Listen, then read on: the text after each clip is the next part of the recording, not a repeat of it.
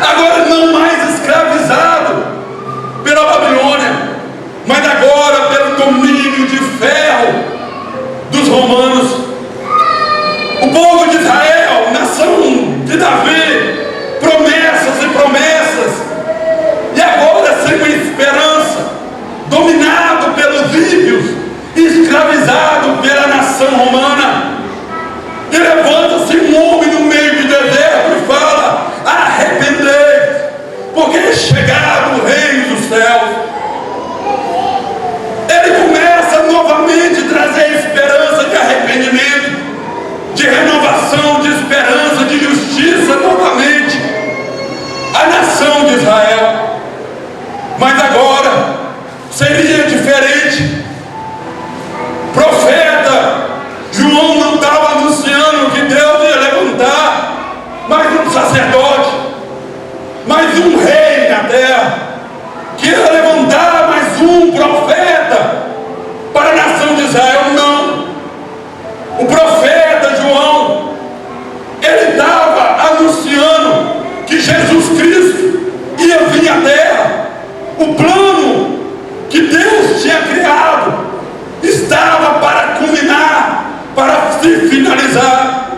O que acontece? Vem Jesus Cristo na beira do mar Jordão, do Rio Jordão, é batizado, vai para o deserto, é provado, inicia-se Jesus Cristo a sua missão. O Verbo que se encarnou, o homem Jesus, o homem Deus, o soberano que se tornou em forma de homem. Apóstolo Paulo em Filipenses 2, ele tem a revelação que o Deus Criador se usurpou de toda a sua glória, de toda a sua majestade, e se tornou semelhante, igual ao homem. E começa assim o ministério de Jesus Cristo. Ele agora, na Galileia, iniciando o seu ministério, o plano dele de resgatar o homem das garras de Satanás, livrar o homem da opressão do pecado. Está o nosso Jesus começando uma das maiores missões que já houve na face da terra. O maior plano de Deus para a humanidade está sendo posto em ação. Jesus Cristo, um belo dia, na sinagoga em Israel, bem ali em Nazaré, Jesus, ele pega o livro, é dado uma oportunidade para ele. Ele dá de todos os escribas, os fariseus. Jesus na sinagoga, na sua terra natal, ele abre no livro de Isaías e começa a declarar: o Espírito do Senhor está sobre mim, pelo que me ungiu para evangelizar os pobres, enviou-me para proclamar a libertação aos cativos, restaurou a vista aos cegos, para pôr em liberdade os oprimidos e pregoar o ano aceitável no Senhor. Jesus Cristo anunciando que aquilo que tinha profetizado sobre ele estava se cumprindo naquele momento, iniciando-se sim todo um plano para resgatar a humanidade. O que ele faz? Começa a proclamar o Evangelho, curando os enfermos, expulsando os demônios. Ele pega os seus discípulos para si e começa a ensinar ele. Jesus Cristo, por 3 anos, ele começa a edificar o reino de Deus sobre a terra. Ele levanta discípulos, apóstolos, ele traz sim uma renovação, uma esperança no povo de Israel, ao ponto da sua fama chegar por toda a nação de Israel e todos os países circunvizinhos. Eles ouviram falar de Jesus Cristo, eles ouviram falar das maravilhas que o Senhor operara em meio ao seu povo. Afinal, todos os enfermos que eram levados diante dele eram curados, todos os cegos que eram levados diante dele enxergavam, todos os mudos que deparavam com o Senhor saíam falando, louvando e adorando o Senhor. Todos os mancos que passavam perto de Jesus andavam, pulavam e eram curados pela glória do Senhor. Ei, todos os mortos que passavam passaram diante de Jesus, ressuscitou, porque era o próprio Deus que estava ali, aquele que dá vida, aquele que dá esperança, aquele que transforma, aquele que restitui, aquele que traz esperança aos alvos do Senhor.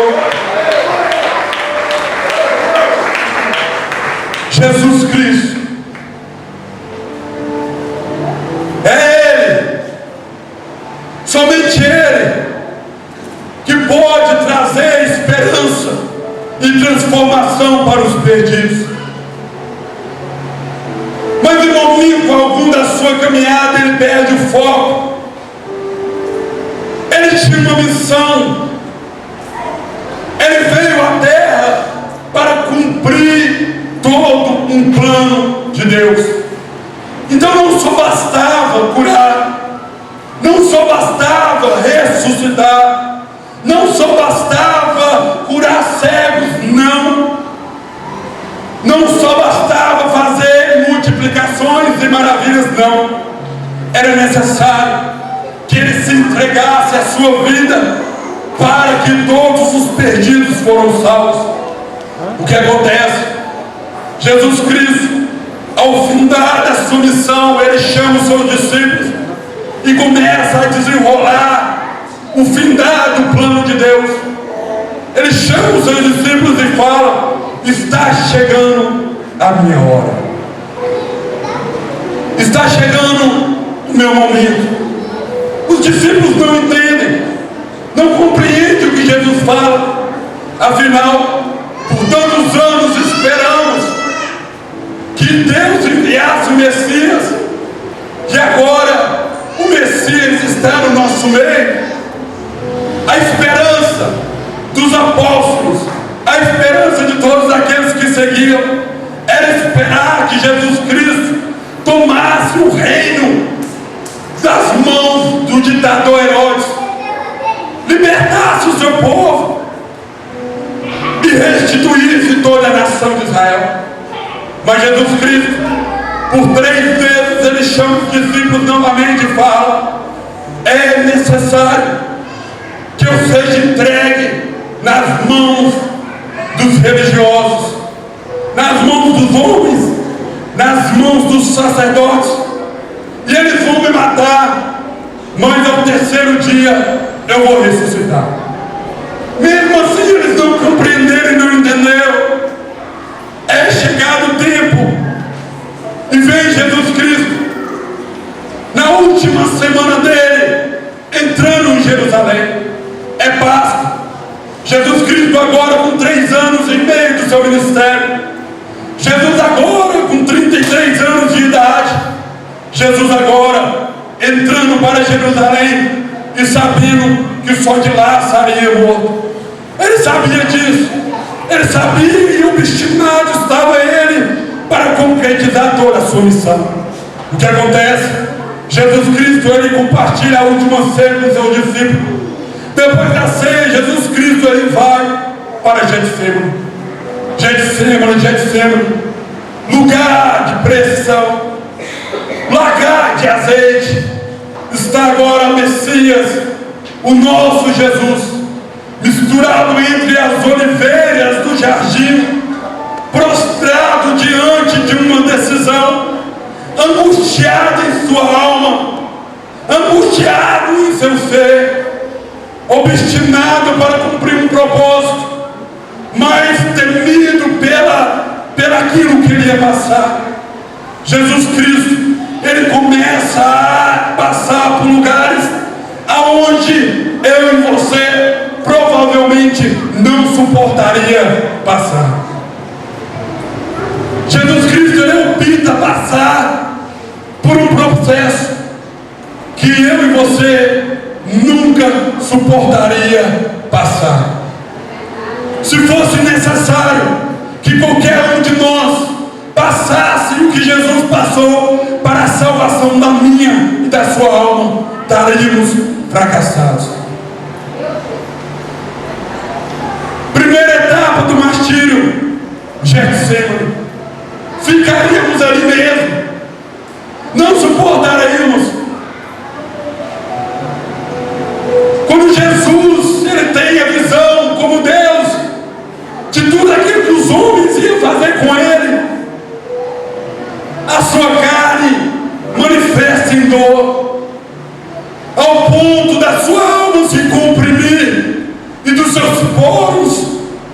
suar gotas de sangue.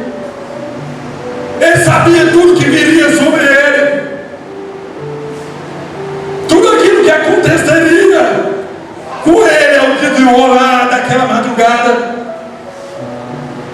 Mas ele levanta daquele lugar, depois de ter orado ao seu pai, valente como um leão, chama os seus discípulos. Vem o traidor, juntamente com todo o sinédrio, para o prender. Madrugada de sexta-feira, Jesus Cristo, ele começa a ser levado para um processo de julgamento. E mais nada, mais menos do que 7 julgamentos ou 7 tribunais Jesus passa. Jesus, ele fica diante de um julgamento religioso, é levado para o julgamento sacerdotal, depois levado para o julgamento no sinédrio. Ele tem um julgamento penal da sua causa, novamente levados para os políticos e tem um julgamento político, é levado à autoridade romana e tem novamente um julgamento romano, e findado, Jesus Cristo é julgado pelo povo. Nos 6 primeiros julgamentos, não encontra em nosso Jesus nenhuma culpa.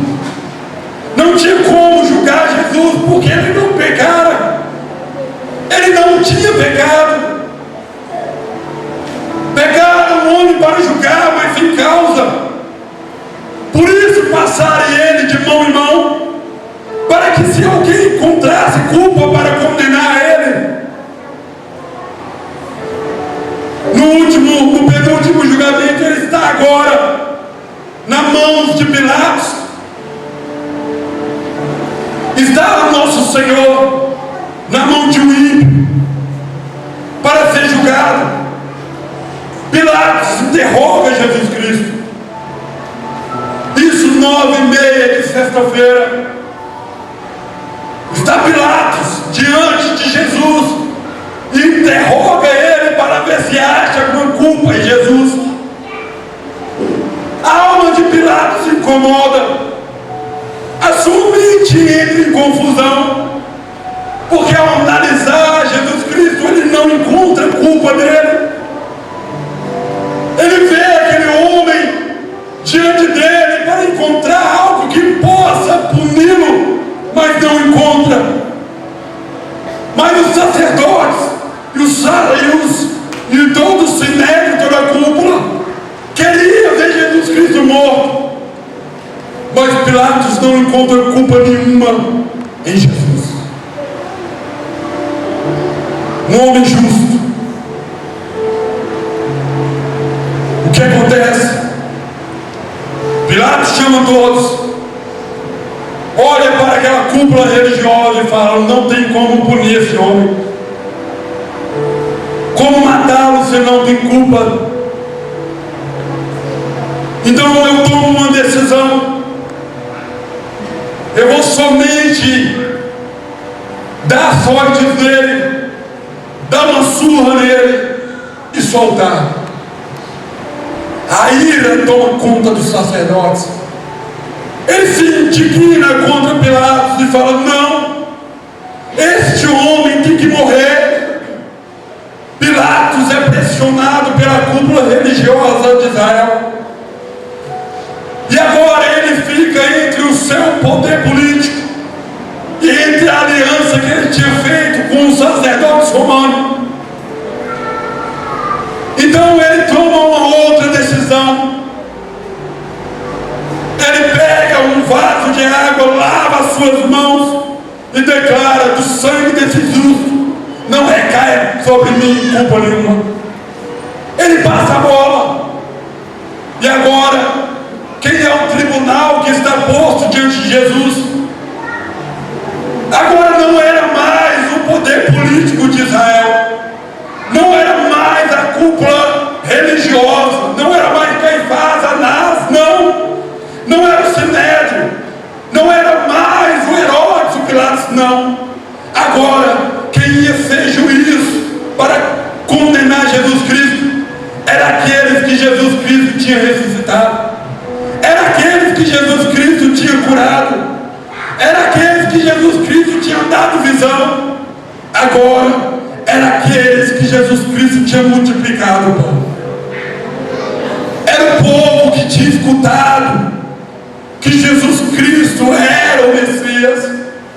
Era o povo que agora tinha escutado que Deus tinha manifestado sua misericórdia para resgatar aquele povo. Esse mesmo povo se tornou juiz diante de Jesus. Mas como desenrola toda essa história? Eles tinham esse costume, porque era uma festividade em Israel, Páscoa, tempo de sacrifício, tempo de festividade, e era pelo costume de toda a Páscoa pegar um daqueles que estavam em prisão e os libertar. Era o costume que eles tinham antes ou durante a Páscoa, de pegar um dos prisioneiros e colocar à solta. Então a ideia que Pilatos tem para tirar o seu corpo fora, e ele imaginou: se eu pego um dos prisioneiros e coloco do lado deste homem justo, o que vai acontecer? O povo vai condenar o prisioneiro e vai libertar esse justo. Foi o que maquinou, o que pensou Pilatos. Coloca uma pessoa que foi presa por cometer homicídios e pecados do lado de um homem justo, que não tem nada em pecado nele, e é natural que o povo escolha o que estava preso. O que acontece? Se candidata um homem, e a Bíblia dá o nome dele de Barrabás. Barrabás. Um homem que era conhecido pelos judeus. A história nos conta que Barrabás era um líder no meio dos judeus, levantado para se indignar contra a opressão romana. Ele defendia a liberdade dos judeus. Ele levantava complô, facção, motim contra os romanos. O que acontece? A história nos fala que uma das lutas deles contra os soldados romanos, ele mata o homem. Além de matar, ele faz facção contra o reinado de Herodes. O que acontece com Barrabás? Ele é preso, ele é condenado à morte, e a morte que estava estabelecida sobre a condenação de Barrabás era que ele tinha que morrer crucificado. Eu não sei quanto tempo, quantos meses Barrabás estava em cárcere, preso, esperando a sua morte. Eu não sei qual foi o momento que ele entrou dentro daquele cárcere romano, preso por correntes romanas, numa escuridão, esperando o dia da sua crucificação. Mas o que eu sei é que no primeiro dia da semana da Páscoa está Barrabás juntamente com mais 2 presos em uma cela. Imagino eu, pela história, porque é o que diz costume no povo de Israel, chega-se um dos soldados romanos, bate na grade, chamam os 3 e viram para eles e falam: esta semana é a semana da Páscoa, e como vocês sabem que na sexta-feira da Páscoa é necessário que homens sejam mortos que acontece? Tem cruzes esperando por vocês. Então, ao final dessa semana, vamos voltar aqui, pegar vocês e levar a cruz. Imagina o coração daqueles homens, sabendo que daqui 5 dias iriam morrer. Soldado abre a porta do caça, pega o metro, mede cada um deles. Para quê? Para confeccionar a cruz. A cruz romana, ela era feita para o preso 7 dias antes da crucificação dele. Imagina eles lá, um soldado puxando um do lado do outro, medindo eles, medindo a sua estatura, medindo os seus braços abertos, para confeccionar a sua cruz. Imagina o desespero daqueles homens, sabendo que a cada dia que passava estava mais perto da sua morte, que mais dia que passava, a sua morte estava mais perto. A única certeza que Barrabás tinha é que ele iria morrer.